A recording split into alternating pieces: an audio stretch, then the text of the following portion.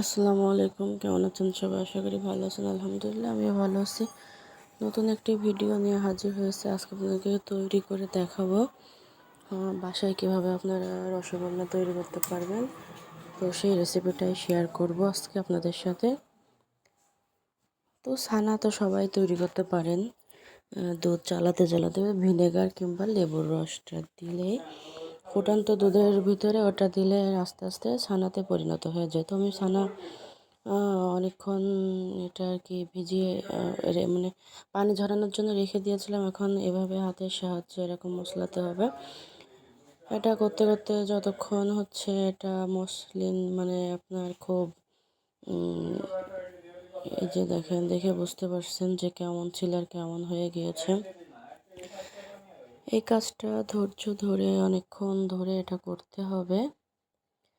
তো আমি এই ছানাটা প্রায় আধা ঘন্টা ধরে এভাবে হাতের সাহায্যে করছি। তো যাই হোক, এরকম এখানে যখন মানে একটু পানি পানি ছিল, এটা টাইট হচ্ছিল না, তার কারণে আমি এখানে একটু ময়দা দিয়েছি। তো এটা দেওয়ার পরে আস্তে আস্তে এটা একটা দেখা যাবে যে দলা মতো হয়ে যাবে, এটা ডো মতো হয়ে যাবে। তখন বুঝতে হবে যে ছানাটা আমার পরিপূর্ণভাবে এই যে দেখে বুঝতে পারছেন যে একেবারে রসগোল্লার জন্য পরিপূর্ণভাবে ছানা রেডি হয়েছে।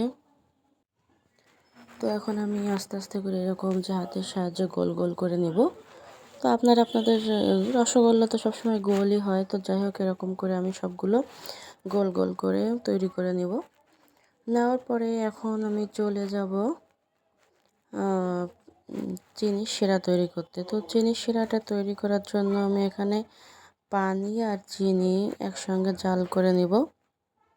পানি আর চিনি একসঙ্গে জাল করে নিব আমি। জাল করে এখন যখনই এটা ফুটে উঠবে তখনই রসগোল্লাগুলো এর ভেতরে আমি দিয়ে দিব। এর ভিতরে দেওয়ার পরে এক এক করে সব রসগোল্লার গুটিগুলো এর ভিতরে দিয়ে দিব। দেওয়ার পরে আমি প্রায় 10 মিনিট জাল করে নিব। নেওয়ার পরে আমি এটা ঢেকে রেখে দেব সারা রাত। এর ভিতরে রস যাবে। এটা খুবই সহজ, আপনারা বাসায় একবার হলেও ট্রাই করবেন। তো দেখেন যা ছিল তা ফুলে তার ডাবল হয়ে গিয়েছে। আমি আপনাদেরকে একটা উঁচু করে উঠাই আর কি দেখাই দিব। এটা কিন্তু বেশি নাড়াচাড়া করা যাবে না। আমি এর ভিতরে একটা লবঙ্গ, একটা দারচিনি দিয়েছিলাম, একটা তেজপাতা আর একটা এলাচ ফল দিয়ে আমি কিন্তু চিনির শিরাটা তৈরি করেছি। এই যে দেখে বুঝতে পারছেন। তো সবাই ভালো থাকবেন, সুস্থ থাকবেন, আমার ভিডিওগুলো বেশি বেশি করে দেখবেন। আর এটা আমার কিন্তু হয়ে গিয়েছে, তো আমি এই অবস্থায় রেখে দেব। আপনারা এই অবস্থায় খেতে পারেন। খোদা হাফেজ, সবাই ভালো থাকেন। আল্লাহ হাফেজ।